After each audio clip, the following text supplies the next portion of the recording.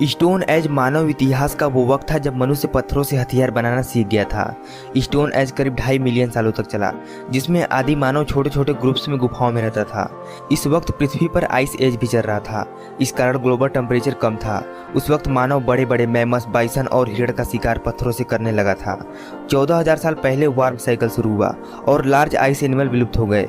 गर्मी के कारण पर्शियन गोल्फ में गेहूं, बार्ली की फसलें उगने लगी और ये देखकर कुछ इंसानों ने अपना परमानेंट घर वहां बना लिया और अपनी नोमैडिक लाइफ छोड़कर उन्होंने खेती करना शुरू किया। खाना पकाने के लिए उन्होंने मिट्टी के बर्तन भी बनाए।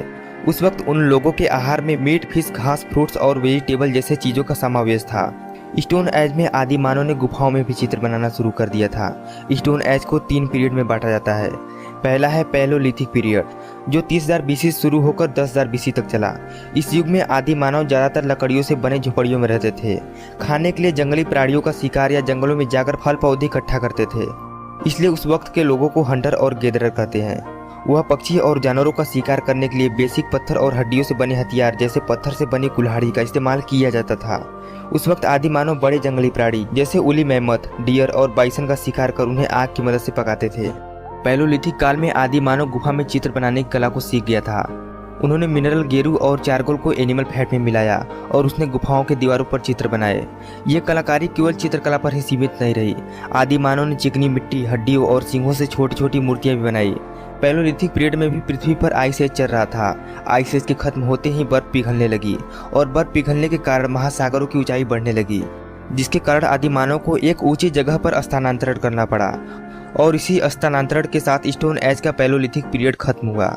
अब दूसरा पीरियड है मेसोलिथिक पीरियड, जो 10,000 BC से लेकर 8,000 BC तक चला और इस पीरियड में मानव और अच्छे से हथियार बनाना सीख गया था। उन्होंने पत्थरों से और आधुनिक हथियार बनाए जो ज़्यादा प्रभावशाली तरीके से शिकार कर सकते थे। और उस समय वार्म साइकिल के साथ जंगलों में अनाज उगने लगे थे और ये देखकर लोगों ने खेती कर नदी के किनारे बसना शुरू कर दिया, जहाँ वो नदी का पानी खेती के लिए इस्तेमाल कर सकते थे। खेती के कारण खाने की समस्या दूर हुई, जिस कारण छोटे छोटे कबीलों की संख्या बढ़ने लगी और एक गांव का निर्माण हुआ। तीसरा पीरियड है नियोलिथिक पीरियड, जो 8,000 BC से लेकर 3,000 BC तक चला, जिसमें आदि मानव पूरी तरह खेती पर निर्भर होने लगा था। खेती के साथ आदि मानव जंगली प्राणियों को भी पालने लगा था। इस काल में मानव पत्थरों के कुल्हाड़ी के साथ खेत जोतने के लिए पत्थरों के औजारों का भी इस्तेमाल करने लगा था। नियोलिथिक पीरियड में मानव जंगलों को छोड़ मैदानों में बस गया था, जहां उन्होंने खेती, घर का निर्माण, कलाकारी, मिट्टी के बर्तन बनाना, सिलाई और बुनाई जैसे कामों में महारत हासिल कर ली।